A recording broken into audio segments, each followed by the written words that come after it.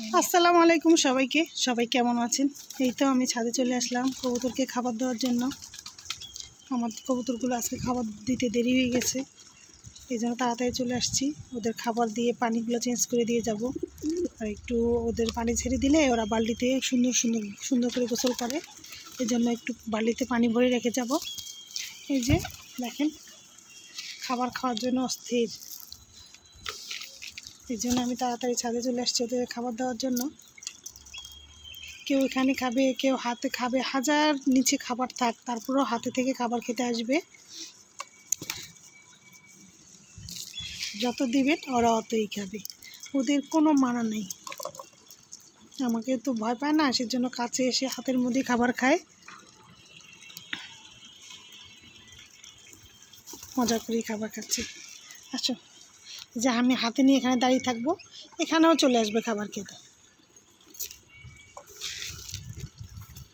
এই যে এসেছে হাতে খাবার খাওয়ার জন্য। নিচে কিন্তু খাবার আছে, তারপরও ওরা উপরে চলে আসছে যেন আমার হাতে খাবার খেতে পারে।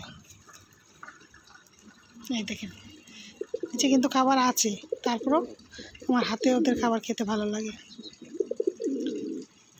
কারণ ওরা বোঝে, ওরা তো অবুঝ প্রাণী, ওরা বোঝে ওদের যে আমি ভালোবাসি, ওদের কোনো ক্ষতি আমি করব না। তাই বিশ্বাসের কারণেই আমার কাছে চলে আসে, জানে আমার দ্বারা ওদের কোনো ক্ষতি হবে না, আমি ওদের ভালোবাসি, এটা ওরা বুঝতে পারে।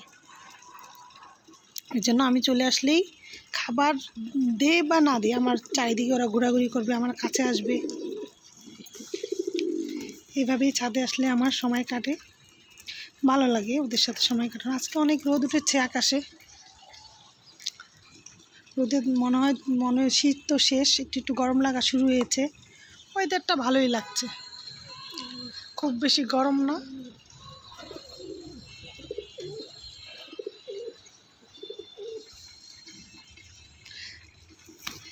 এখন আমি ওদের পানির কাছে নিয়ে যাব, ওরা গোসল করে কিভাবে, আসেন আপনাদের দেখাই। দেখেন ওদের ভিউটা দেখেন, ওরা পানির কাছে চলে এসেছে। কেউ পানি খাবে, কেউ গোসল করবে। আমার কাছে অনেক ভালো লাগে ওদের এইভাবে গোসল করা দেখতে। ওরা ভিজবে, একটু পর পর গোসল করবে, বারবার আসবে এখানে,